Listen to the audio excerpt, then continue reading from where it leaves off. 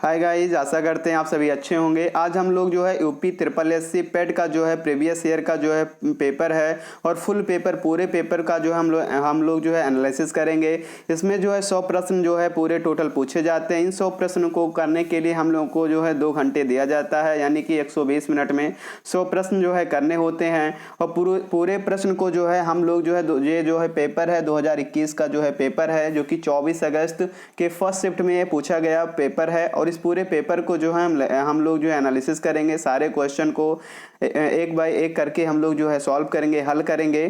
तो इसमें क्या दिया गया है, जितने भी प्रश्न जो है 2021 का जो सिलेबस है वही जो है 2022 का भी सिलेबस है। और जो भी प्रश्न इसमें पूछे गए हैं इसी प्रश्न के आधार पर 2022 वाले यानी 15-16 अक्टूबर को जो पेपर होने वाला, इसमें भी इसी के आधार पर जो है प्रश्न जो है पूछा जाएगा।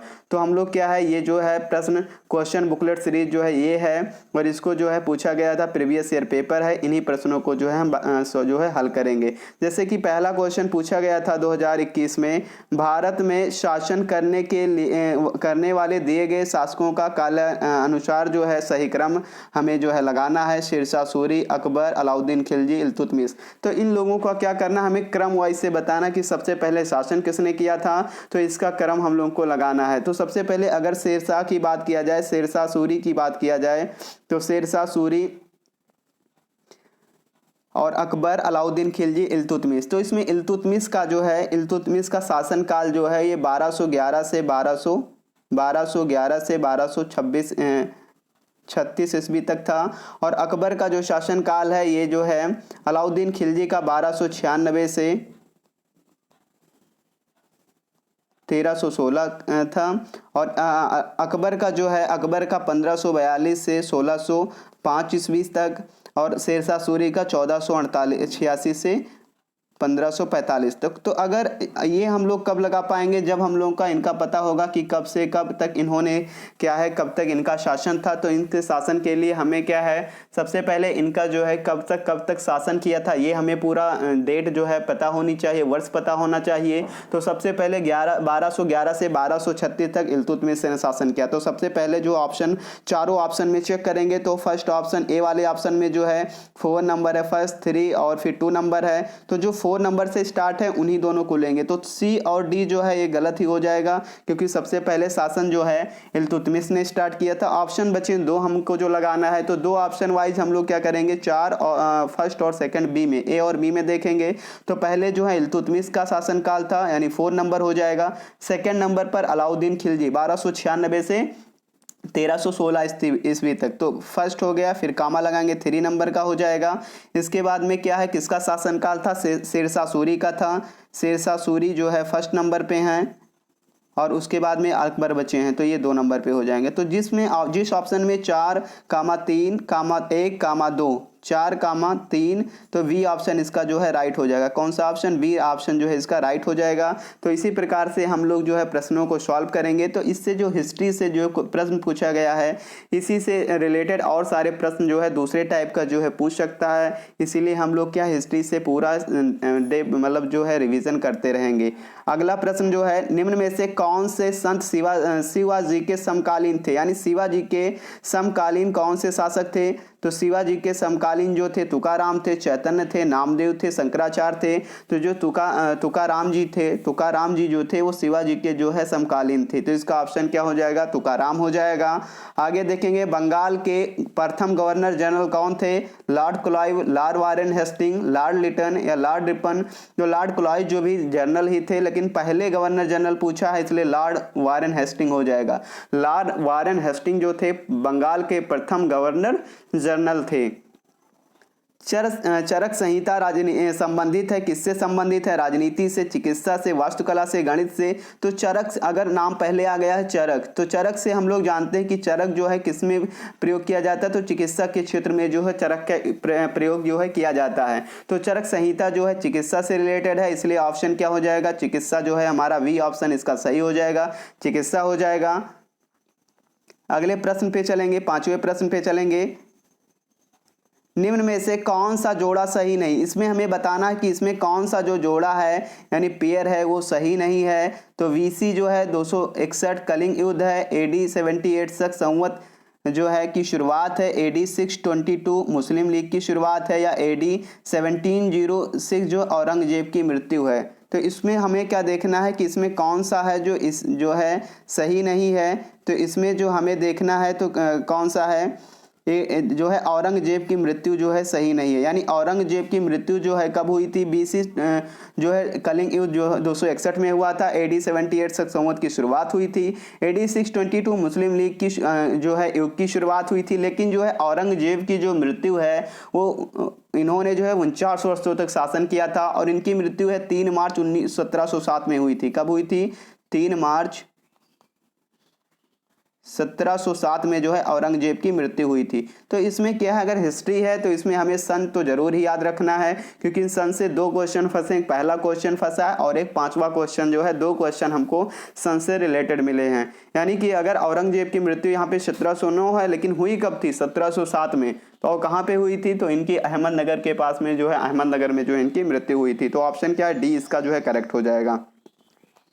अगला प्रश्न है, इनमें से किसे भारत के ग्रांड ओल्ड मैन के नाम से जाना जाता है। तो दादा भाई नौरोजी, WC बनर्जी, फिरोज शाह मेहता या सुरेंद्र बनर्जी। तो ग्रांड ओल्ड मैन को किसके नाम से जाना जाता है, दादा भाई नौरोजी को जो है ग्रांड ओल्ड मैन के नाम से जाना जाता है।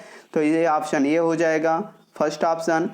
सन 1915 से 1916 में किसके नेतृत्व में 2 होम रूल लीग की शुरुआत की गई थी, यानी बेसेंट लोकमान तिलक, तिलक और लाला लाजपत राय, तिलक और विपिन चंद्र पाल, तिलक और अरविंद घोष।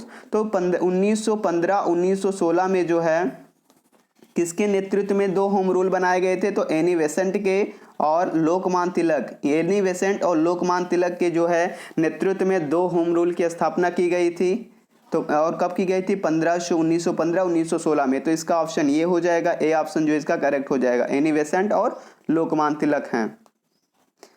अगले प्रश्न पे चलेंगे, इसमें भी मिलान ही करना है, और ये जो है इंपॉर्टेंट है, इससे हमेशा क्वेश्चन पूछा जाता है, निम्न को मिलान करना। तो ब्रह्म समाज, स्वामी विवेकानंद, इसमें क्या, रामकृष्ण मिशन, आर्य समाज, सत्यशोधक समाज, यानी इसमें क्या करना है हम लोगों को, इसमें बताना है। तो ब्रह्म समाज की स्थापना किसने की थी, इसको हमें बताना है। तो ब्रह्म समाज की जो स्थापना है वो राजा राम मोहन राय ने की थी। किसने की थी, राजा राम मोहन राय ने की थी। तो इसमें जो है थर्ड ऑप्शन जो है पहले हो जाएगा, थर्ड जो है ऑप्शन इसमें पहले हो जाएगा। थर्ड ऑप्शन किस किस में है, तो थर्ड ऑप्शन जो है बी में भी है, सी में भी है, डी में है। तो फर्स्ट ऑप्शन होगा नहीं, और इसमें 3 ऑप्शन में और चेक करेंगे। फिर सेकंड है रामकृष्ण मिशन, रामकृष्ण मिशन की स्थापना किसने की थी, तो रामकृष्ण मिशन की स्थापना जो है स्वामी विवेकानंद ने की थी। किसने की थी, स्वामी विवेकानंद ने जो है, पहला जो है थर्ड हो जाएगा, थर्ड के बाद में फर्स्ट हो जाएगा। और फिर आर्य समाज, आर्य समाज तो आर्य समाज तो दयानंद सरस्वती है। आर्य समाज की स्थापना किसने की थी, दयानंद सरस्वती। तो जिस ऑप्शन में थर्ड फर्स्ट सेकंड आ रहा है वही हो जाएगा, थर्ड फर्स्ट सेकंड। तो किस किस ऑप्शन में आ रहा है, तो सी और डी दोनों में आ रहा है। तो यानी कि हमें चौथा लास्ट वाला जो है ये भी देखना पड़ेगा। तो सत्यशोधक समाज की स्थापना किसने की थी, ज्योतिबा राव फूले ने। किसने की थी, ज्योतिबा राव फूले ने जो है सत्य समाज की स्थापना की थी। तो इसमें क्या हो जाएगा, जो सी ऑप्शन है ये करेक्ट हो जाएगा, यानी कि 3, 1, 2, 5 इसमें जो है इनका जो है मिलान जो है सही है। तो इसके आधार पे हम लोग क्या करेंगे, जो हमारा सी ऑप्शन है ये करेक्ट हो जाएगा। अगले प्रश्न पे चलेंगे, बहुत इजी क्वेश्चन पूछा गया था। करो या मरो का नारा किसने दिया था, सरदार पटेल ने, जवाहरलाल नेहरू ने, सुभाष चंद्र बोस ने, महात्मा गांधी ने। तो करो या मरो का नारा किसने दिया था, महात्मा गांधी जी ने दिया था। किसने, महात्मा गांधी जी ने करो या मरो का नारा दिया था। अगले प्रश्न पे चलेंगे, जब सुभाष चंद्र बोस ने भारतीय राष्ट्रीय कांग्रेस के अध्यक्ष पद से इस्तीफा दिया तो इस पद का प्रस्ताव किसे सौंपा था, जवाहरलाल नेहरू को या पटाभी सीतारमैया को, डॉक्टर राजेंद्र प्रसाद, JB कृपलानी को। किसको, डॉक्टर राजेंद्र प्रसाद को जो सौंपा था, किसको सौंपा था, तो डॉक्टर राजेंद्र प्रसाद को जो है सौंपा था। अगले प्रश्न पर चलेंगे, सलालपन बिजली परियोजना किस नदी पर स्थित है। परियोजना से एक प्रश्न जो है पूछा जाएगा कि ये परियोजना से किस नदी पर स्थित है। ये झेलम नदी पर, रावी नदी पर, चिनाब नदी पर, ब्यास नदी पर। तो सलालपन बिजली परियोजना जो है चिनाब नदी पर स्थित है। किस नदी पर, चिनाब नदी पर जो है स्थित है। इसका ऑप्शन सी हो जाएगा, चिनाब नदी। वसंत विषुवत होता है? वसंत विषुवत 21 मार्च को होता, 18 जून को होता, 23 सितंबर या 22 सितंबर। तो इसमें क्या है कि कौन से डेट को क्या होता है, जो है डे वाला, दिनांक वाला, ये भी पूछा जाता है। एक प्रश्न जो है पूछा जाएगा। तो इसमें 21 मार्च को कब होता है? 21 मार्च को जो है वसंत विश्व जो है होता है, 21 मार्च को जो ये होता है। राजस्थान में खेतड़ी परियोजना किसके उत्पादन के लिए प्रसिद्ध है? राजस्थान में जो खेतड़ी परियोजना है जस्ता के लिए, इस्पात के लिए, तांबा, एल्युमिनियम, तो ये तांबा के लिए प्रसिद्ध है, कॉपर के लिए। किसके लिए? तांबा के लिए। राजस्थान में एक स्थान है खेतड़ी, और खेतड़ी में एक परियोजना चलाई जाती है, इसका उत्पादन तांबा के उत्पादन के लिए। तो ये जो है तांबा इसका करेक्ट हो जाएगा। अगले प्रश्न पर चलेंगे। काजीरंगा राष्ट्रीय उद्यान कहाँ स्थित है? ये हमेशा बार बार पूछा जाता है। मध्य प्रदेश में स्थित है, असम में स्थित है, पश्चिम बंगाल, केरल।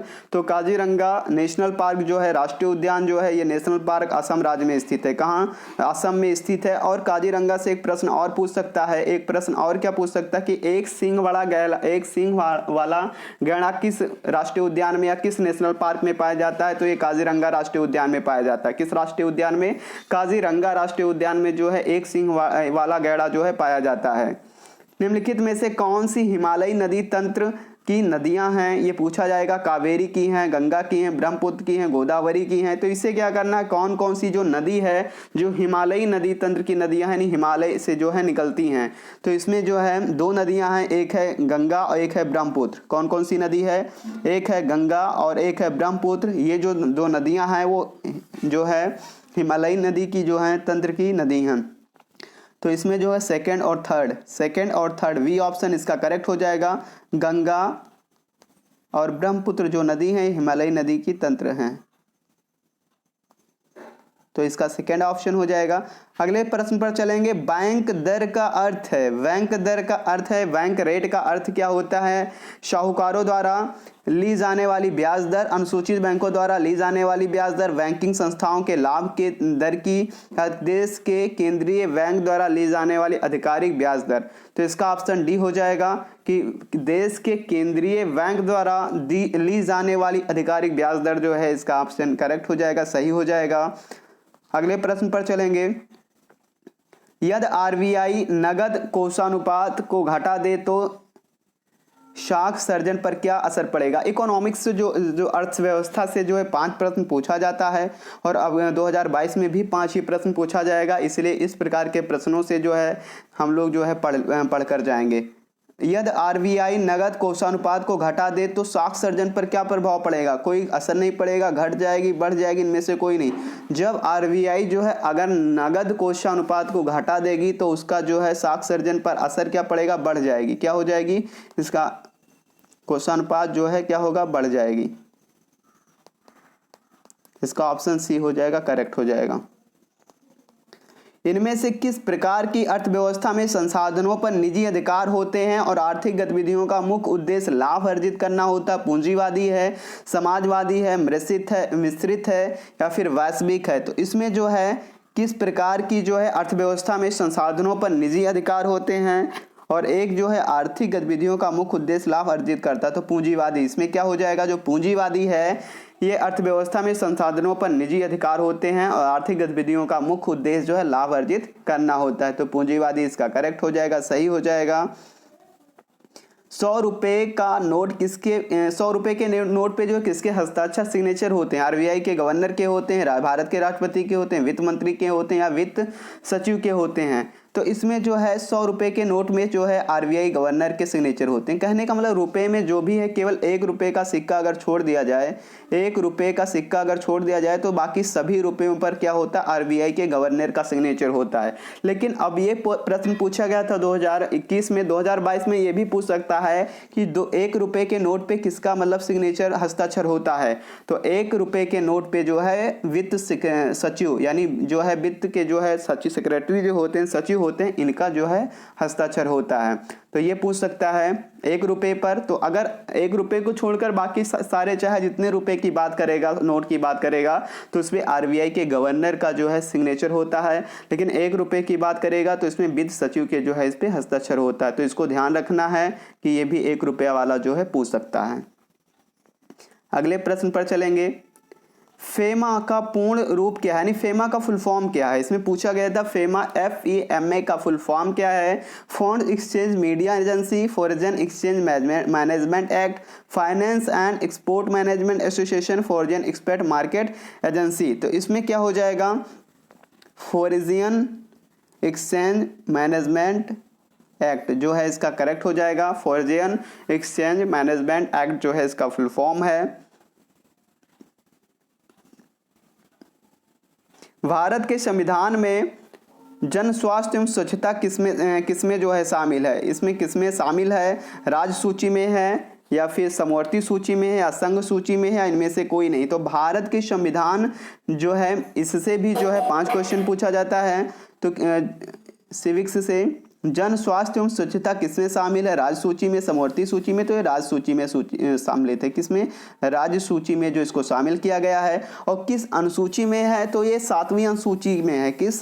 7वीं अनुसूची। ये भी पूछ सकता किस अनुसूची में है? तो ये 7वीं अनुसूची में है। अब की बार 2022 में इसको भी ध्यान रखना है कि 7वीं अनुसूची के मतलब तहत जो है जन स्वास्थ्य एवं स्वच्छता शामिल है। इसका ऑप्शन ये हो जाएगा, राज्य अनुसूची में है। अगले प्रश्न पर चलेंगे। भारत में पंचायती राज व्यवस्था किसके अंतर्गत गई है? मूल अधिकार है, मौलिक कर्तव्य है, राज्य के नीति निर्देशक तत्व है या इनमें से कोई नहीं? तो पंचायती राज व्यवस्था जो है राज्य के नीति निर्देशक तत्व के आधार पर है, के तत्व के अंतर्गत जो है रखी गई है। तो इसका ऑप्शन सी हो जाएगा, राज्य के नीति निर्देशक तत्व। शिक्षा का अधिकार एक मौलिक अधिकार है जो किससे संबंधित है? तो ये अनुच्छेद 21A में है, अनुच्छेद 19 में, अनुच्छेद 29 से 30 में है, इनमें से कोई नहीं। तो अनुच्छेद जो है 21A में जो है इसका वर्णन किया गया है कि शिक्षा का अधिकार जो है एक मौलिक कर्तव्य है। शिक्षा का अधिकार क्या है? एक मौलिक कर्तव्य है। अनुच्छेद 21 का 1 इसमें करेक्ट हो जाएगा, सही हो जाएगा।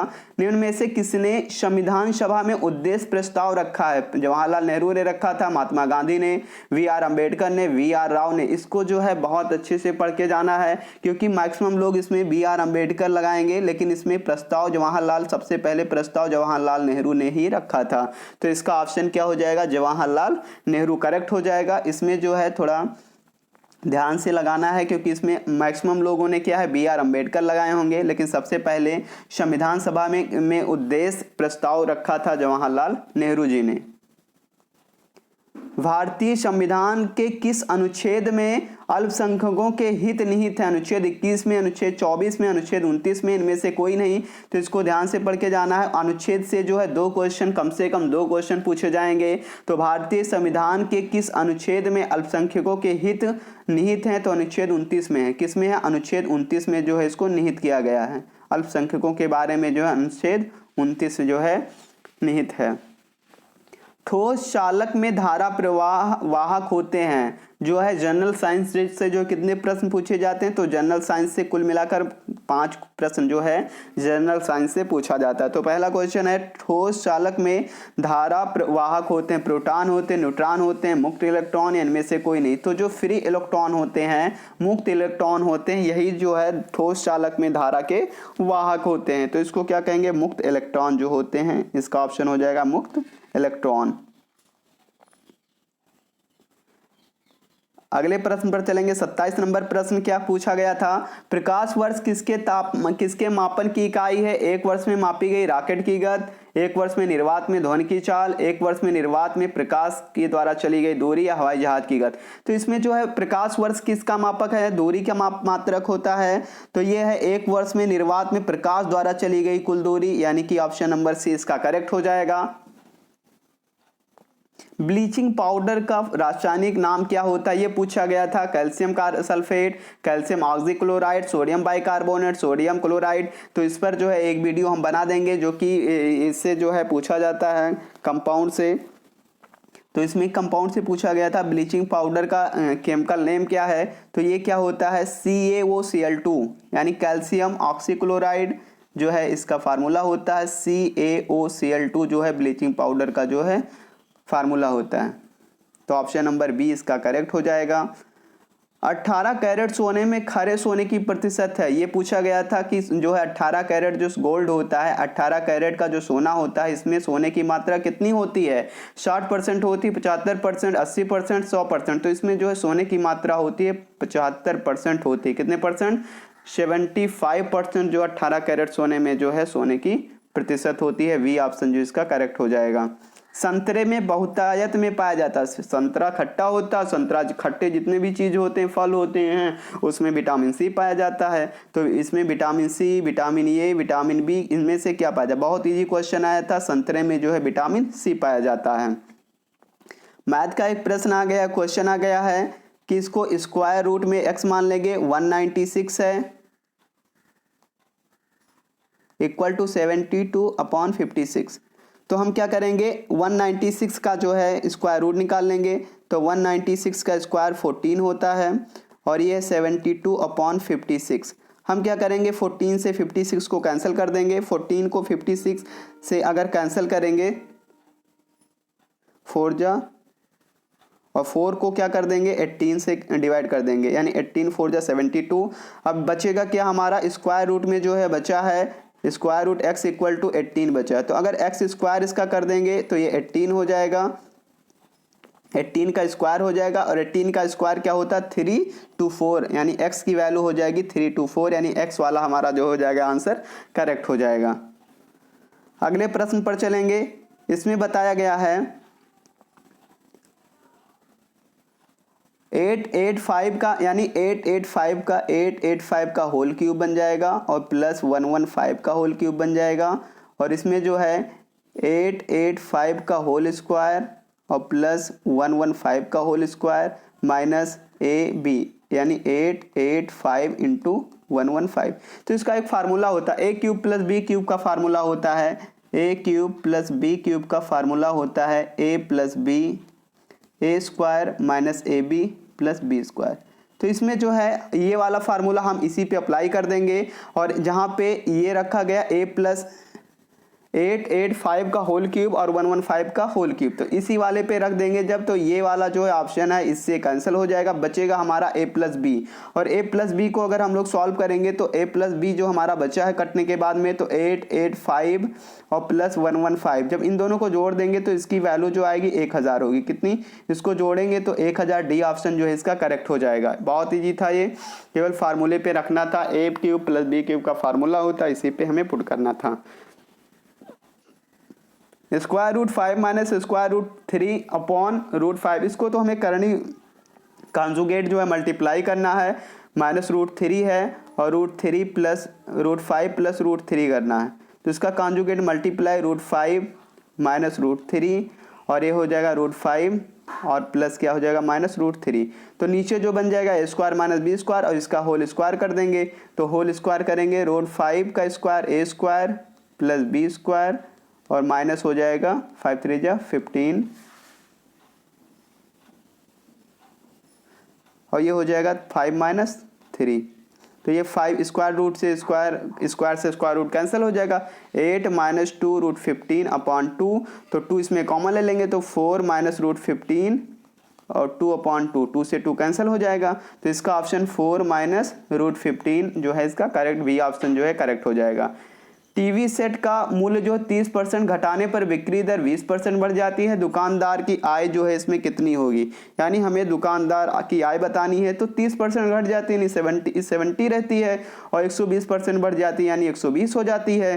तो इसमें इसका जो है अगर माना जाए कि टोटल अगर आय अगर मूल्य जो रहा होगा 100 रुपये रहा होगा, और 100 रुपया जो है उसको बेचने पे तो ये 10,000 होगा। तो इसको अगर 12 से 84 8400, तो इसमें जो है 10,000 में से इसको माइनस करेंगे तो कितना आएगा, इसको माइनस करेंगे तो 1600 बचेगा।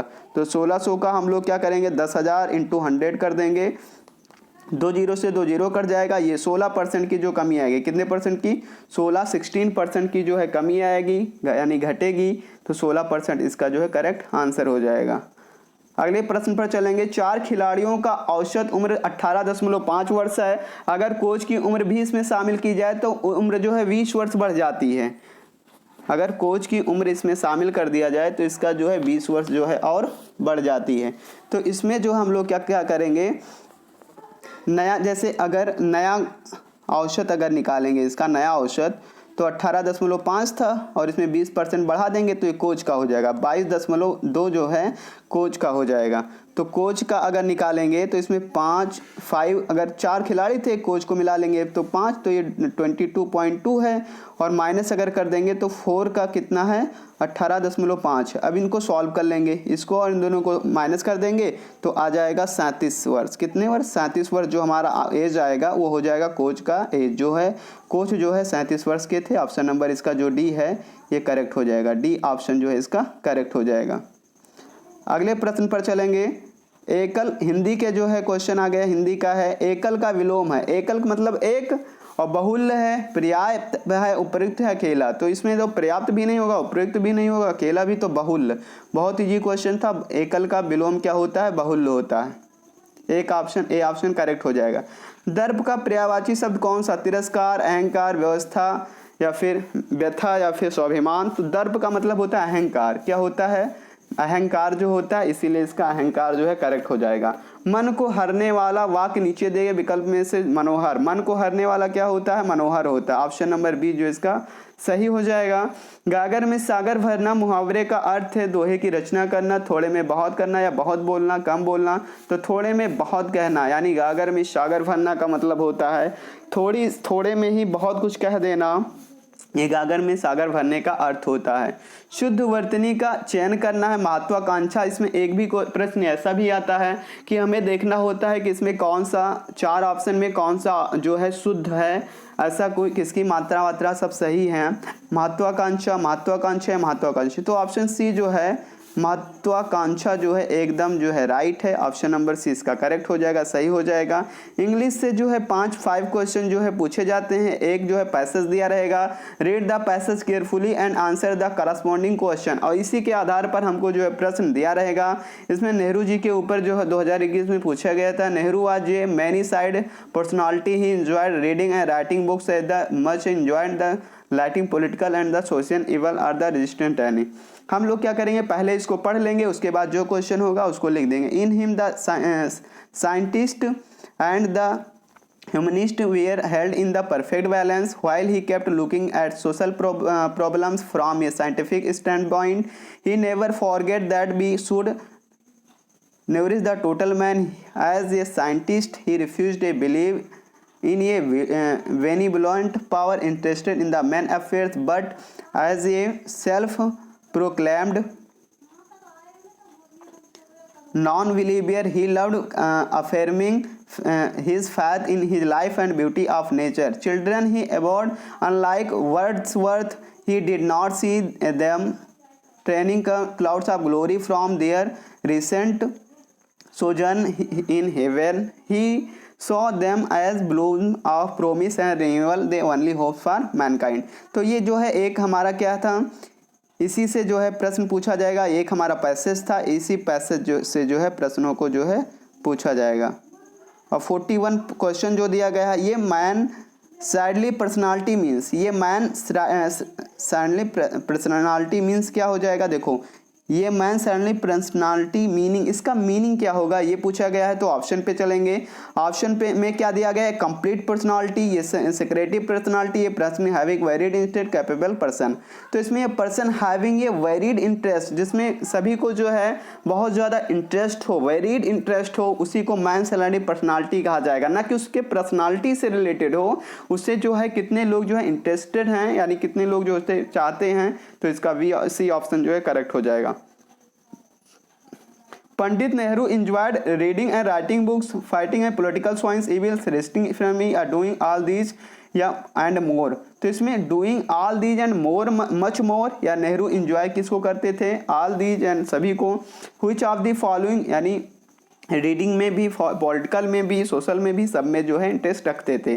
Which of the following statement reflects Pandit नेहरू's point of view? Humanity is more important science, या science is supreme and humanity is subordinate to it, या science and humanities are equally important, there is no common ground between science and humanities। तो इसमें क्या हो जाएगा, science and humanities are equal important. इन्होंने क्या है, दोनों को जो है इक्वल रखा था कि साइंस भी ऑप्शन नंबर सी इसका करेक्ट हो जाएगा। Science and humanism are equally important. Give synonyms of the famous. Famous का मतलब होता है, फेमस है, अवेफुल है या पुअर है या पॉपुलर है, स्टेडली है तो पॉपुलर, प्रचलित है, फेमस है प्रसिद्ध है या प्रसिद्ध है, तो इसका फेमस का क्या हो जाएगा, सेम मीनिंग। सिनोनिम्स का मतलब होता है जिसकी मीनिंग सेम हो, तो फेमस की सेम मीनिंग पॉपुलर होगी। गिव एंटोनिम्स का मतलब बिलोम, एंटोनिम्स का मतलब क्या होता है, बिलोम या उल्टा। तो हमें क्या, ट्रांसपेरेंट, ट्रांसपेरेंट का मतलब एक पार से दूसरे पार जो है दिखाई देना, तो ऑब्वियस है, लिम्पिड है, ओपेक है, क्लियर है, तो ओपेक, इसका ऑप्शन सी जो है करेक्ट हो जाएगा। ओपेक जो है करेक्ट हो जाएगा। अब आ गया है, दिए गए विकल्पों में से संबंधित शब्द का चयन करना है। पक्षी विज्ञानी है पक्षी, तो निर्विज्ञानी क्या होगा, पक्षी है, पक्षी विज्ञानी पक्षी है, तो निर का मतलब क्या होता है, मानव। पौधे हो गया, पशु हो गया, पर्यावरण, तो निर का मतलब क्या होता है, नि का मतलब जो है मानव है, तो ऑप्शन नंबर सी इसका करेक्ट हो जाएगा।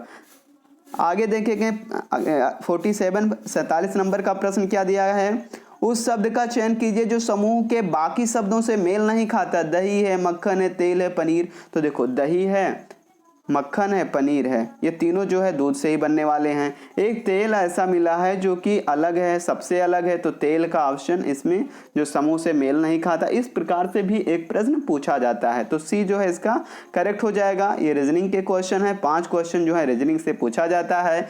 किसी निश्चित कोड में प्रोडक्ट्स को लिखा जाता है, तो इसी कोड को ओरिएंटेशन को क्या लिखा जाएगा, तो हमें अगर देखा जाए PRODUCTIONS, प्रोडक्शन को क्या लिखा गया, तो P के बाद में Q है, +1 कर दिया गया है। ऐसे Q के पहले है तो -Q कर दिया है, Q के बाद R, तो इसमें फिर क्या है, O के बाद में P+1, यानी हमें क्या है, सीरीज हमको पता होगी, पहले +1 कर दिए फिर -1 कर दिए, +1 कर दिए फिर -1 कर दिए हैं, एक +1 करना है, एक -1 करना है। तो इसी सीरीज में हम लोग क्या करेंगे, ओरिएंटेशन को जो है, ओरिएंटेशन को जो O के पहले क्या, O के बाद में P है, यानी 2 ऑप्शन मिले। क्यू के पहले क्या है, जो है क्यू के बाद में जो है एक माइनस करना आर में, तो आर में एक माइनस करेंगे तो क्यू हो जाएगा। इसी से रिलेटेड है आई, तो इसमें जो अगर हम लोग करेंगे तो सॉल्व करेंगे, तो इसमें जो हमारा क्या आ जाएगा, कौन सा ऑप्शन हो जाएगा, इसमें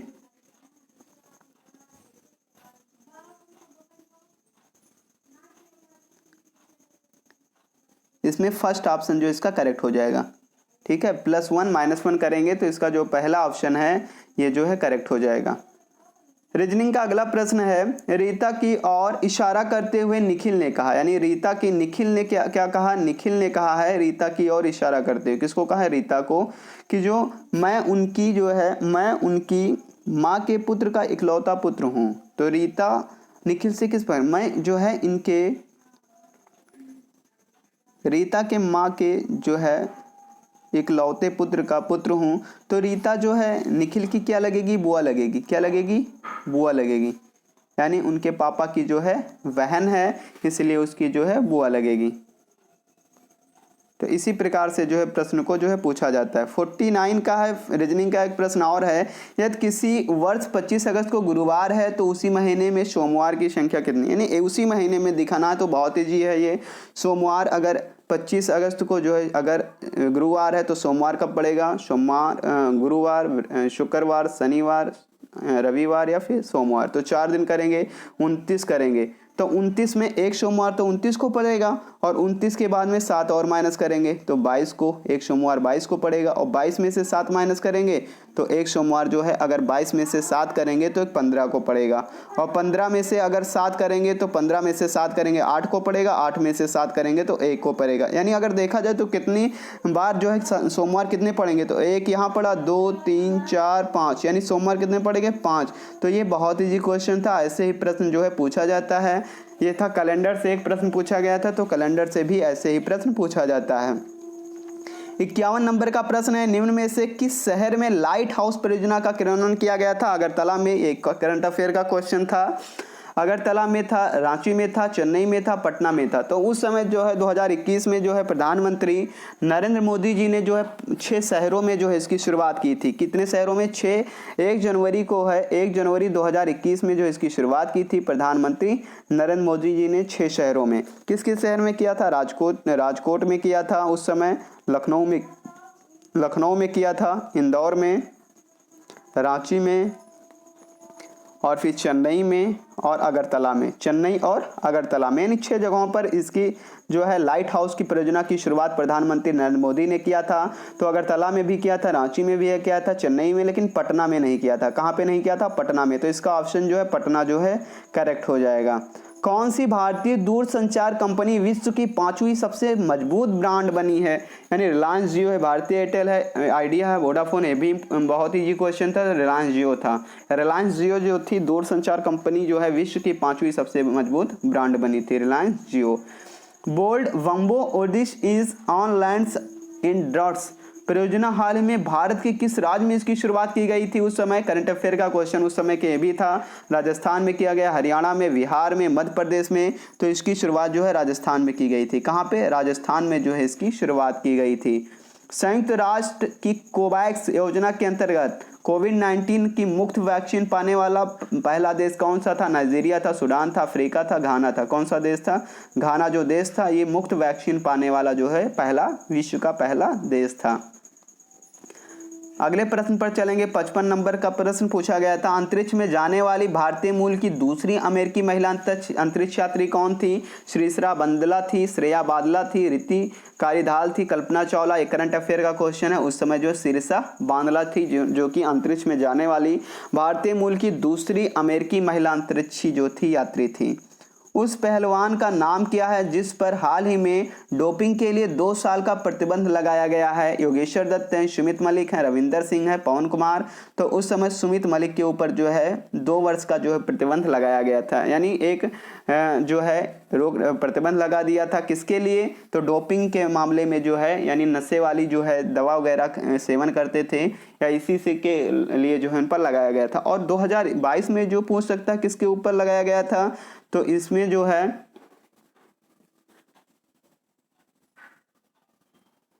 शिवपाल सिंह, क्या नाम है? शिवपाल सिंह के ऊपर, जो कि उत्तर प्रदेश के एक भाला फेंक के जो खिलाड़ी हैं, इनके ऊपर जो है 2025 तक प्रतिबंध लगाया गया है। कब तक? 2025 तक जो है इनको जो है खेलने पर इनके रोक लगा दिया गया है। इनको भी डोपिंग के क्षेत्र में लगाया गया है। ये भी पूछ सकता है कि डोपिंग के क्षेत्र में 2022 में किसको लगाया गया है? तो शिवपाल सिंह को लगाया है। 2025 तक इनको जो है प्रतिबंध लगाया गया है, जो कि किस खेल से संबंधित है? जेवलिन थ्रो से, यानी भाला फेंक से जो है संबंधित हैं। तो ये 2022 के हैं। अगले प्रश्न पर चलेंगे। भारत का वह कौन सा प्रथम राज्य है जहां end to end E cabinet प्रणाली की शुरुआत की गई है? उत्तर प्रदेश में, हिमाचल प्रदेश, गोवा, हरियाणा। तो हिमाचल प्रदेश में जो है इसकी शुरुआत की गई है। ये भी जो है हिमाचल प्रदेश, ये भी उस समय करंट का क्वेश्चन था, करंट अफेयर का क्वेश्चन ये भी पूछा गया था। किस भारतीय मंत्रालय द्वारा हाल ही में 2019-20 के लिए UDISE, ई का मतलब जो है एजुकेशन से लिया गया है। ई का मतलब क्या समझेंगे? एजुकेशन से है। स्वास्थ्य मंत्रालय, शिक्षा मंत्रालय, वित्त मंत्रालय, गृह मंत्रालय। तो इसमें जो है शिक्षा मंत्रालय से जो है संबंधित है। किस मंत्रालय से? इसके अधीन जो है शिक्षा मंत्रालय जो इसमें MOU पे हस्ताक्षर किया था, और इन दोनों ने जो इसकी शुरुआत की थी, शिक्षा मंत्रालय के द्वारा जो शुरुआत किया गया था। स्मार्टफोन निर्माता वीवो ने किस क्रिकेट खिलाड़ी को अपना ब्रांड एम्बेसडर नियुक्त किया था? उस समय विराट कोहली को, MS धोनी को, ईशांत शर्मा, शिखर धवन। तो विराट कोहली को बनाया था। किसको बनाया था? विराट कोहली को जो है ब्रांड एम्बेसडर जो है बनाया था। इस समय जो है हीरो कंपनी जो है, हीरो मोटरक्राफ्ट जो है, किसको अपना ब्रांड एम्बेसडर बनाया है? ये पूछ सकता है। तो इसमें जो है रामचरण को बनाया है। किसने? रामचरण जो है, जो कि साउथ के सुपरस्टार हैं, इनको जो रामचरण को जो है बनाया गया है। हीरो का जो है ब्रांड एम्बेसडर जो है बने हैं। ये पूछ सकता है 2022 में। आर्टिफिशियल इंटेलिजेंस आधारित पोर्टल शुपेश भारत में किस न्यायालय के ने शुरू किया है? दिल्ली उच्च न्यायालय, गुजरात उच्च न्यायालय, सर्वोच्च न्यायालय। यानी सुप्रीम कोर्ट के द्वारा। ऑप्शन नंबर 6 इसका करेक्ट है। सुप्रीम कोर्ट के द्वारा जो है इसकी शुरुआत की गई है। कितने भारतीय राज्य नेपाल में सीमा साझा करते हैं? 5, 4, 3, 2। तो कितने इसमें जो है 5 राज्य जो हैं नेपाल से जो है सीमा साझा करते हैं। कौन कौन से? उत्तराखंड, यूके हो गया हमारा, यूपी, उत्तर प्रदेश हो गया, सिक्किम हो गया, सिक्किम, पश्चिम बंगाल और एक जो है बिहार। तो कितने राज्य जो है नेपाल के साथ, ये भी पूछ सकता, साझा करते हैं? तो 5 राज्य जो हैं नेपाल के साथ में जो है साझा करते हैं। निम्न में से कोस्टा रिका की राजधानी क्या? एक राजधानी से भी प्रश्न आता है, किस देश की? और राजधानी भी पूछा तो किसका? कोस्टा रिका की पूछा। तो अब बीजिंग सबको पता था, दिल्ली सबको पता था, ढाका सबको पता था, तो एक सान जोस जो है जिसको नहीं पता था, बहुत ही पूछा तो ऐसा नाम कि जिसको किसी के बारे में ना पता हो, कोस्टा रिका। लेकिन कोस्टा रिका में ऑप्शन से, अगर जो बच्चा ऑप्शन से किया होगा, जिसने ऑप्शन से किया होगा उसका तो करेक्ट ही हो गया होगा। सान जोस जो है इसका करेक्ट आंसर हो जाएगा, सान जोस। ऑप्शन नंबर 20 का करेक्ट हो जाएगा। सिर्फ चीन की बीजिंग हो गई, भारत की दिल्ली हो गई, बांग्लादेश का ढाका हो गया, तो बच कौन गया? यही बचा, इसी का हो जाएगा।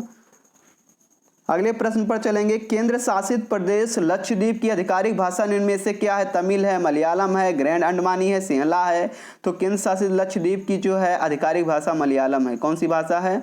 मलयालम जो है इसकी आधिकारिक भाषा है। ऑप्शन नंबर 20 का सही हो जाएगा। भारत के संविधान के अनुसार लोकसभा के सदस्यों की अधिकतम संख्या कितनी होती है? 530, 540, 550, 552। तो अधिकतम जो है लोकसभा के सदस्यों की संख्या 550 होती है। कितनी होती है? सी ऑप्शन करेक्ट हो जाएगा, 550 होती है। दिवस से एक प्रश्न पूछा जाता है, हिंदी दिवस कब मनाया जाता है? 14 सितंबर, 1 अक्टूबर, 2 अक्टूबर, 3 अक्टूबर। तो 14 सितंबर को मनाया जाता है। कब? 14 सितंबर को जो है हिंदी दिवस के रूप में जो है मनाया जाता है। इनमें से कौन सा देश सार्क का सदस्य नहीं है? नेपाल, बांग्लादेश, अफगानिस्तान, म्यांमार। तो इसमें जो है म्यांमार जो है सार्क का देश नहीं है। और इसमें जो है सार्क से हमने एक वीडियो भी बना रखा है और प्लेलिस्ट में है, जाकर उसको देख सकते हैं। तो इसमें चैनल पे जाकर के सर्च करके देख सकते हैं। सार्क के और भी ट्रिक से याद करवाए हैं कि सार्क में सम्मिलित देशों के जो है नाम है उसको ट्रिक से कैसे याद करें। तो इसका जो है म्यांमार जो है इसका ऑप्शन करेक्ट हो जाएगा। अगले प्रश्न पर चलेंगे। निम्न में से किस स्थान पर अजंता एलोरा की गुफा? अजंता की एलोरा जो है एलोरा की गुफा महाराष्ट्र में है। तो ये बेंगलुरु में है, दिल्ली में, लखनऊ में है, औरंगाबाद। तो ये अजंता की जो है अजंता एलोरा की जो गुफा है महाराष्ट्र के औरंगाबाद में है। कहाँ पे? औरंगाबाद इसका करेक्ट हो जाए। ये प्रश्न पूछा था ये। ओणम किस भारतीय किस शासित राज्य में सांस्कृतिक उत्सव है? असम का है, यानी केरल का है, कर्नाटक का, तमिलनाडु का है। तो ये उत्सव से भी एक क्वेश्चन पूछा गया था। तो असम का जो है ओणम जो है केरल का जो है किसका है? केरल राज्य का जो है ओणम उत्सव जो है किस राज्य का है? केरल का है। तो ऑप्शन नंबर 20 का करेक्ट हो जाएगा, सही हो जाएगा। ओणम जो है केरल राज्य में जो है एक उत्सव है, पर्व है, इसको जो है मनाया जाता है। निम्नलिखित में से कौन सा ग्रह सूर्य के सबसे नजदीक है? पृथ्वी है, चंद्रमा है, मंगल है, बुध ग्रह। बुध जो ग्रह है वो सूर्य के सबसे नजदीक है। सबसे गर्म ग्रह मंगल ग्रह होता है। तो इसमें जो है बुध ग्रह जो है सूर्य के सबसे नजदीक है। पृथ्वी के सबसे नजदीक पूछ सकता है कौन सा ग्रह है? तो बृहस्पति है। कौन सा ग्रह है? ये पूछ सकता है कि पृथ्वी के सबसे नजदीक कौन सा ग्रह है? तो बृहस्पति जो है पृथ्वी के सबसे नजदीक ग्रह है। नोबेल पुरस्कार जीतने वाले प्रथम एशियाई कौन थे? तो सबसे पहले नोबेल पुरस्कार जो रविन्द्रनाथ, सीवी रमन थे, राजीव गांधी, मदर टेरेसा। तो इन तीनों में सबसे पहले जो किसको मिला था? रविन्द्रनाथ टैगोर को मिला था नोबेल पुरस्कार। 71 नंबर प्रश्न पर चलेंगे, जो कि हिंदी से एक गद्यांश पूछा जाता है। इसी गद्यांश में इसका प्रश्न भी दिया रहता है। इसी में से हमें छांट करके जो है चूज करके प्रश्न को जो है लिखना होता है। इजी रहता है और जितना जल्दी हम लोग पढ़ेंगे इसमें उतना जल्दी आंसर आ जाएगा। निम्नलिखित गद्यांश को ध्यानपूर्वक पढ़िए तथा उस पर आधारित 71 से 75 5 प्रश्न, ये दो जो है पैराग्राफ दे रहेंगे। 2 गद्यांशों में से 5-5 10 प्रश्न जो है 10 नंबर के जो है हिंदी से इसी से पूछे जाते हैं। धरातल से युद्ध के विभीषिकाओं को सदा सदा के लिए समाप्त करने के लिए गांधी जी ने विश्व को अहिंसा रूपी अस्त्र प्रदान किए। गांधी जी कहा करते थे कि प्रेम और अहिंसा के द्वारा विश्व के कठोर से कठोर हृदय को भी कोमल बनाया जा सकता है। उन्होंने इन सिद्धांतों का परीक्षण भी किया और नितांत जो है सफल सिद्ध हुए। हिंसा से हिंसा बढ़ती है, घृणा घृणा को जन्म देती है, प्रेम से प्रेम की अभिव्यक्ति होती है। अतः यह निश्चित है कि बिना प्रेम और अहिंसा के विश्व में शांति स्थापित नहीं हो सकती। शांति के अभाव में मानव जात का विकास संभव नहीं। प्रत्येक राष्ट्र का स्वर्णिम युग वही कहा जाता है जबकि वहाँ पूर्ण शांति और सुख रहा हो और उत्तमतम रचनात्मक कार्य जो है किए जाते हैं। भौतिक दृष्टि से व्यापार और कृषि की उन्नति भी शांति काल में ही संभव होती है। अतः हम यदि विश्व का कल्याण चाहते हैं तो हमें युद्ध का बहिष्कार करना ही होगा। अहिंसा और प्रेम की भावना से विश्व में शांति स्थापित करनी होगी, तभी विश्व में सुखमय एवं शांतिमय राज्य की स्थापना होगी। ये था हमारा जो है गद्यांश था। अब हमारा जो प्रश्न है आगे दिया गया है, विश्व में शांति क्यों आवश्यक है। ये प्रश्न पूछ रहा है कि इसी में जो इसका आंसर भी मिला हमने पूरा पढ़ लिया है। मानव जात के लिए विकास के लिए, उत्तमोत्तम रचनात्मक कार्य के लिए, व्यापार और कृषि की उन्नति के लिए, कठोर से कठोर हृदय को जो है कोमल बनाने के लिए। तो इसमें जो उत्तमोत्तम मानव जात के विकास के लिए, किसके लिए, मानव जात के विकास के लिए जो है शांति जो है आवश्यक है। क्योंकि हिंसा करने से क्या, हिंसा ही बढ़ेगी, उससे जो है मानव जात का विकास नहीं होगा और उससे क्या होगा, हानि ही होगा। तो इसका पहला प्रश्न जो है, पहला ऑप्शन जो है सही हो जाएगा।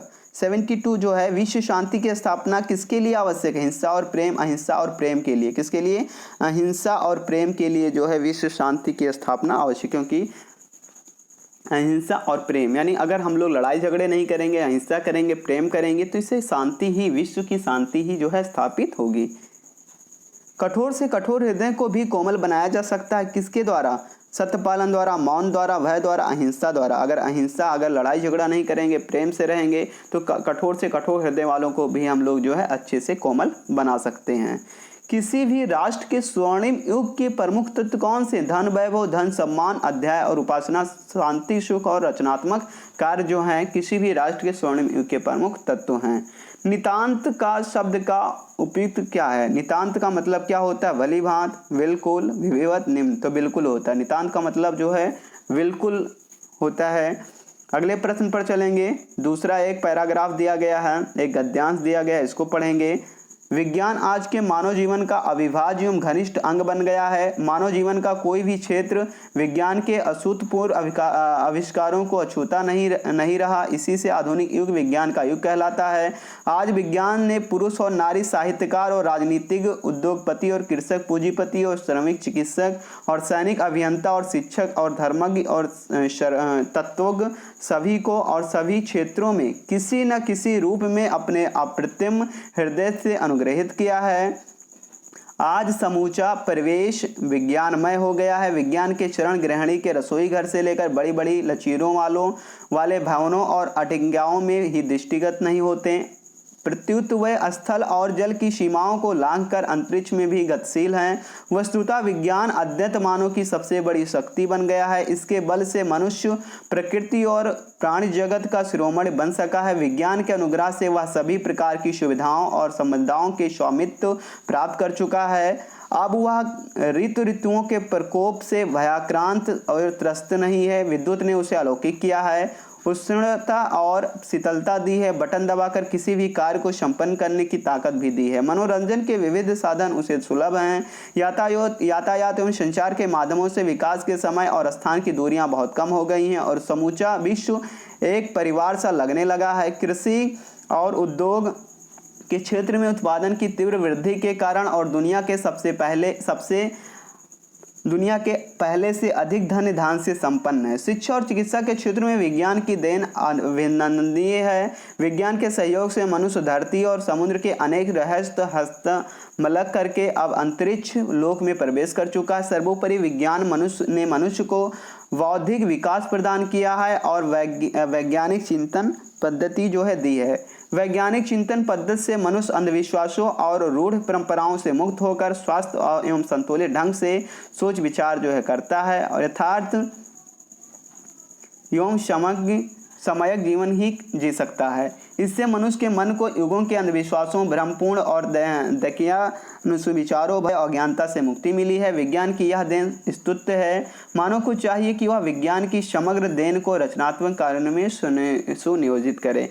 ये जो बहुत बड़ा पैराग्राफ था, इस पैराग्राफ को बहुत जल्दी ही हम लोग पढ़ेंगे। अगर प्रश्न के माध्यम से पहले प्रश्न देखें, उसके बाद में जो है उसी में ढूंढ करके अगर लगाएं तब भी जो है जल्दी हो जाएगा, क्योंकि पढ़ने में इसमें 2 मिनट जो है ले लेगा। तो इससे अच्छा कि हम लोग पहले प्रश्न को देखें, उसके बाद जो है पैराग्राफ पे जाएं, तो भी जल्दी से हम लोग इस प्रश्न को कर सकते हैं। विज्ञान मानव की सबसे बड़ी शक्ति इसलिए कही गई क्योंकि इसके बल से जो है मनुष्य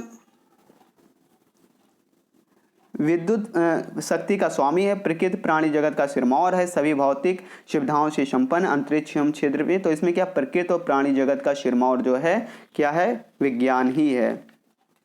वैज्ञानिक चिंतन पद्धति से मनुष्य का सबसे बड़ा उपहार यह किया है कि उसे मुक्ति मिली है। किसके जो है संतुलित अनुचिंतन से, पुरानी शिष्ट और अनौपचारिकताओं से, या भ्रमपूर्ण रूढ़िवादी विचारणा से, या फिर प्राचीन सांस्कृतिक परंपराओं से। तो भ्रमपूर्ण, ऑप्शन नंबर सी इसका करेक्ट हो जाएगा। भ्रमपूर्ण रूढ़िवादी विचारणा से जो है उसे मुक्ति मिली है।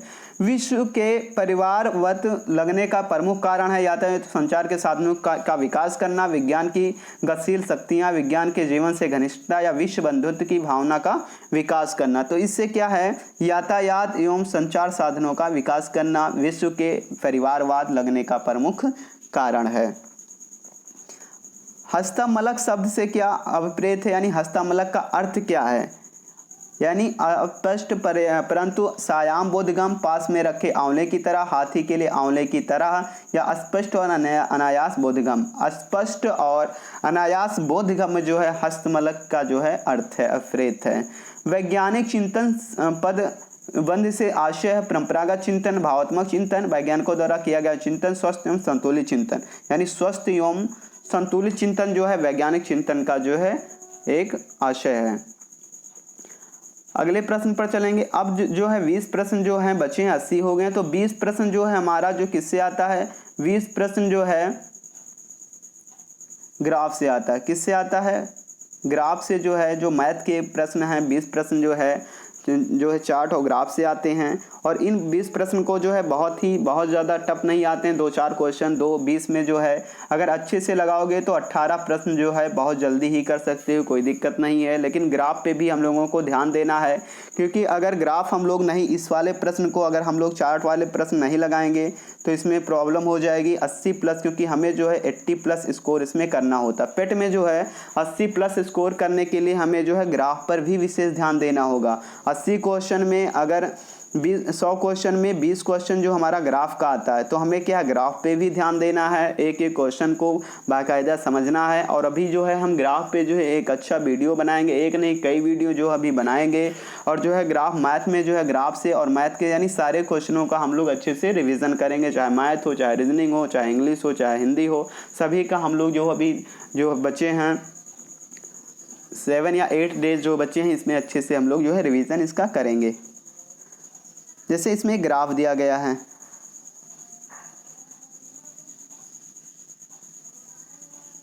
प्रश्न दिए गए ग्राफ पर आधारित इन प्रश्नों के उत्तर देना है। ग्राफ में एक परीक्षा में 7 छात्रों के इतिहास और भूगोल अंकों का जो अनुपात दिया गया है, यानी हिस्ट्री और ज्योग्राफी के जो है अंकों का जो है हमें रेशियो दिया गया है, और 7 जो है छात्रों का जो है दिया गया है। तो इसमें पहला दिया गया है कितने छात्रों ने भूगोल की अपेक्षा इतिहास में अंक अर्जित किए हैं। तो कितने छात्रों ने जो इसमें अर्जित किए हैं, तो इसमें देखा जाएगा कि अधिक जो है कितने छात्रों ने किए हैं। तो इसमें एक फर्स्ट हो गया, इसका सेकंड हो गया, इसका थर्ड हो गया, इसका हो गया 4, 5, 6, 7। तो इसमें 7 हो गए। तो इसमें हमें क्या करना है, 7 में सबसे अधिक जो है इतिहास में जो है कितने लोगों ने किया भूगोल की अपेक्षा। तो इसमें जो है देखेंगे तो 2, 5 और 7। 2, 5 इसकी अपेक्षा इतना किया है, 2 पे किया है, इसकी अपेक्षा जो है इतना किया है 4। तो इसमें 2, 5, 7। केवल देख करके ही ग्राफ में अगर हम लोग देखेंगे अच्छे से तो इसका प्रश्न जो हम इस प्रश्न को सॉल्व कर सकते हैं। तो ऑप्शन जो हमारा 3 हो जाएगा, 3 हो जाएगा। अगले प्रश्न पर चलेंगे। निम्न में से किन छात्रों को भूगोल की अपेक्षा इतिहास में कम अंक मिले हैं। भूगोल की अपेक्षा इतिहास में जो है कम अंक कितने मिले हैं, तो 1 में मिले हैं, 2 में, 3 में और 6 में, यानी इसमें जो है कम अंक जो है मिले हैं। इसका वी ऑप्शन इसमें भी जो है वी सही हो जाएगा। हमें क्या करना है, इसी को देखना है, इसी बार ग्राफ को देखना है, इसी ग्राफ को देख करके जो है हमें सारे प्रश्न को जो है 5 प्रश्न को जो है 1 पे 5 प्रश्न जो होते हैं उन्हीं को हल करना होता है। भूगोल में छात्र 3 से 4 के मध्य के अंक की प्रतिशत बढ़त है, 15 है, 20 है, 90 आंकड़े अपर्याप्त हैं। कभी भी अगर इस ग्राफ में हमें 3 और 4 में अगर देखा जाए, 3 और 4 में, तो 3 का यहाँ पे है, 4 का यहाँ पे, तो इन दोनों के बीच में अगर हमें क्या है, इन दोनों के बीच में प्रतिशत लगाना है कि कितने प्रतिशत जो है बढ़त है, अंक की जो बढ़त है। तो हमें पूरे अंक तो दिए ही नहीं हैं, पूरे अंक अगर हमें नहीं दिए हैं तो हम लोग क्या है इसको नहीं निकाल सकते हैं। अगर हमें पूरा अंक नहीं दिया होगा कितने में कितना है, तो अगर पूरा अंक नहीं दिया है तो कैसे निकाल पाएंगे। तो इसमें जो इनसफिशिएंट डाटा है, आंकड़े जो हैं अपर्याप्त हैं, इसका डी ऑप्शन करेक्ट हो जाएगा।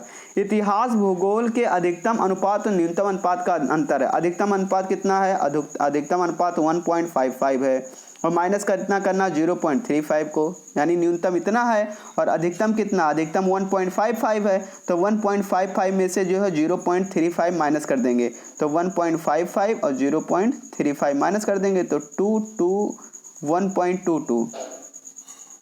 ठीक है, तो इसमें जो है अधिकतम आंकड़ा जो है माइनस कर देंगे, तो इसमें जो है 1.2 इधर हो जाएगा, 22, यानी 1.10 जो है इसका करेक्ट हो जाएगा। 1.22 आया है तो 1.20 है तो 1.20 इसका करेक्ट हो जाएगा। छात्र 4 को भूगोल में 60 अंक मिले हैं, उसके इतिहास में मार्क्स हमें बताने हैं। तो इसमें जो है हमें मार्क्स बताने हैं, तो इसमें भूगोल में जो है 15 मार्क्स थे, और तो 15 में से क्या है हमें बताने हैं कि इतिहास में कितने अंक हैं। 4 स्टूडेंट ने 60 मार्क पाए हैं, तो इसमें जो 75 कितना मार्क्स जो है 75 अंक जो हैं पाएंगे इतिहास में। जो है एक जो है बार ग्राफ दिया गया है, इसमें क्या करना, हमें एक लाइन ग्राफ ये दिया था, ये कौन सा ग्राफ था, लाइन ग्राफ था, लेकिन इसमें एक बार ग्राफ दिया गया है। इस बार ग्राफ में ग्राफ का अध्ययन हमें करना है, जैसे कि दिया गया इसमें 2013-14 में 15, 16, 17, 18 ऐसे एज वाइज दे दिए, और कच्चे ऊन का उत्पादन मीट्रिक टन जो है बढ़ा, यहाँ पे बढ़ गया, यहाँ घट गया, यहाँ बढ़ गया, ऐसे ऐसे देखना है, बहुत ईजी आता है इसमें। कच्चे ऊन के उत्पादन में उच्चतम वृद्धि का वर्ष था, मतलब किस वर्ष जो है उच्चतम वृद्धि हुआ है, तो किस वर्ष जो हुआ है। तो इसमें अगर देखा 56 है, इसमें 51 है, इसमें 52 बढ़ा, और इसके बाद में यहाँ पे देखना है किस वर्ष बढ़ा है। तो सबसे ज़्यादा अगर सब में माइनस करेंगे, इसमें से इसको माइनस करेंगे, इसमें से इसको माइनस करेंगे, इसमें से इसको, इसमें से इसको, इसमें से इसको, इसमें से इसको, तो सबसे ज़्यादा अगर माइनस करेंगे, तो अगर 76 में से 65 माइनस करेंगे तो इसमें 80 हो जाएगा कितना, 11, यानी 76 में से अगर 75 करेंगे तो 11 जो है मीट्रिक टन जो है उत्पादन है, और 65 में से अगर 68 में से 58 करेंगे तो 10 आ जाएगा।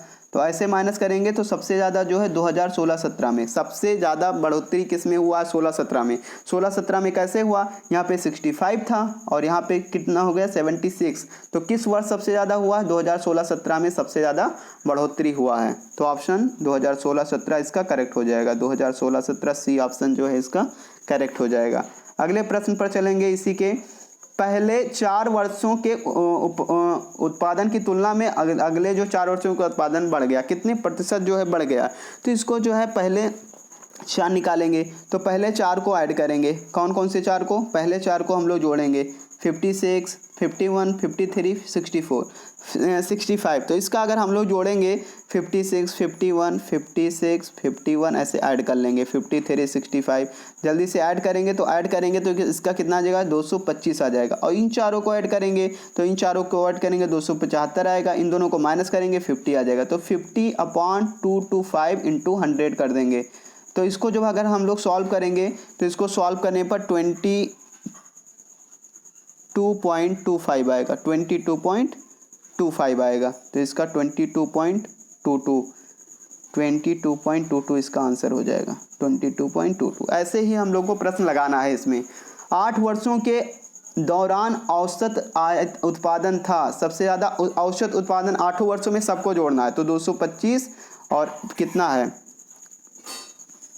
275, तो इसको जोड़ेंगे तो 500 हो जाएगा। 500 को 8 से भाग दे देंगे। औसत कैसे निकालते, सभी को जोड़ करके जितने होते हैं सबको उतने नंबर से डिवाइड कर देते हैं, और डिवाइड करेंगे तो इसको करेंगे तो ये 62.5 आएगा। 62.5 metric ton, 62 B option 5 metric ton, ये करेक्ट हो जाएगा। उत्पादन में पिछले वर्ष की तुलना में अधिकतम प्रतिशत कितनी वर्ष रहा है, तो अधिकतम जो है कितने वर्ष रहा, 2018-19 में जो है अधिकतम रहा। किस वर्ष, 2018-19 में जो है अधिकतम रहा है। अधिकतम जो 2018-19 में रहा है, 2018-19 में जो है देख लेंगे सबसे अधिकतम किस में था, 2018-19 में जो है अधिकतम रहा है। 2014-15 में कच्चे ऊन का उत्पादन 19-20 के उत्पादन का कितना था, तो कच्चे उत्पादन का जो था उसमें 51 था और इसमें क्या 68 था। तो इसको डिवाइड कर देंगे, 3 जा 17, 3 जा 17, 4 जा तो 3/4 कितना था, 3/डी ऑप्शन इसका करेक्ट हो जाएगा। अरे 51 को 68 से डिवाइड कर देंगे तो ये 3/4 हमारा आ जाएगा। 91 वाले क्वेश्चन पे चलेंगे तो एक जो है ग्राफ और दिया गया है, तालिका वाला दिया गया है, जो टेबल दिया गया है। 5 सेल्समैन द्वारा अर्जित वार्षिक कमीशन है, तो इसको कमीशन क्या किया गया है, किस वर्ष में सेल्समैन सी द्वारा अर्जित कमीशन वर्ष की तुलना में अधिकतम वृद्धि हुई है। तो इसमें सी वाले का देखना, सी यहाँ पे है, और किस में देखा गया है तुलना में अधिकतम वृद्धि किस वर्ष हुई है। इसमें 27,800 है, इसमें 28,200 है, 2900 है, और इसमें 29,400 है, और इसमें 30 है। तो इसमें कितना जो है अधिकतम है ये हमको जो है देखना है, तो किस वर्ष जो है अधिकतम है।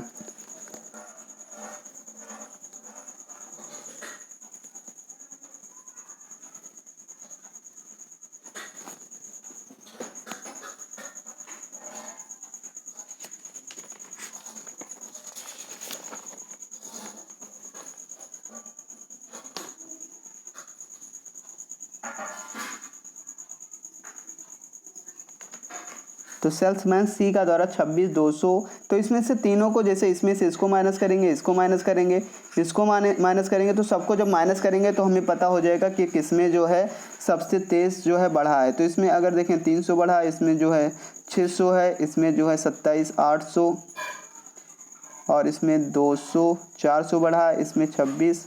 तो सी वाले का जो है किस सेल्समैन का जो है बढ़ा है, सबसे ज़्यादा बढ़ा है, तो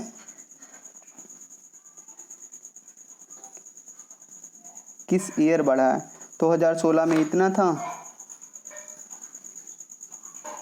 तो जो 2016 में बढ़ा है, कितने में, 2016 में जो है सबसे ज़्यादा बढ़ोतरी हुई। वर्ष 2018 में वी का कमीशन पांचों सेल्समैनों के कुल वार्षिक कमीशन का कितने, तो हम सबसे पहले 2018 में बी का कमीशन, फिर पांचों सेल्समैन के वर्ष कुल कमीशन का कितना प्रतिशत था, तो इसको जो है प्रतिशत निकाल लेंगे। तो इसमें जो है कुल कितना था, तो कुल जो हमारा था, इसमें अगर देखेंगे, इसमें अगर ऐड करेंगे तो इसको ऐड करेंगे बी वाले का, तो बी वाले का अगर देखेंगे तो सबसे ज़्यादा जो है कितना था, 28,000 ये था, और अपान कितने में था, तो 1,46,960 था, इंटू 100 कर देंगे। तो इसको जब सॉल्व करेंगे तो ये हमारा आएगा 19.5, इसका क्या हो जाएगा 19.5 जो है सही हो जाएगा 19.5। किस सेल्समैन का 2018 में कमीशन 2015 की तुलना में अधिक वृद्धि दर्शाता है, तो किसका ऑप्शन नंबर इसमें जो है किसका अधिक वृद्धि दर्शाता है, तो जो है सी का, किसका, सी का जो है अधिक वृद्धि दर्शाता है। तो ऑप्शन नंबर सी इसका जो है करेक्ट हो जाएगा, सी का जो है डी ऑप्शन करेक्ट हो जाएगा, सी को दर्शाता है। अगले प्रश्न पर चलेंगे। निम्नलिखित में से किस वर्ष में किसी भी सेल्समैन द्वारा अर्जित उच्चतम न्यूनतम कमीशन का अंतर सबसे अधिक है, किसमें जो है सबसे अधिक है, तो 29,800 में से अगर हम लोग 24,600 माइनस, सबसे ज़्यादा कितना है डी में, तो सबसे सेल्समैन में सबसे ज़्यादा जो है किसमें है 29,800 और 24,600, इन दोनों को अगर माइनस सबसे कम और सबसे अधिक का अगर माइनस करेंगे 2019 में, तो माइनस करने पर हमें क्या मिलेगा,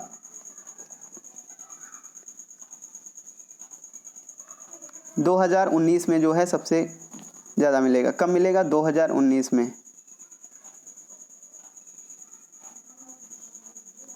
वर्ष 2019 में सेल्समैन डी द्वारा कमीशन द्वारा ए द्वारा कमीशन का कितने प्रतिशत है, तो इसमें अगर हम लोग प्रतिशत निकालेंगे तो कितना प्रतिशत जो है बनेगा,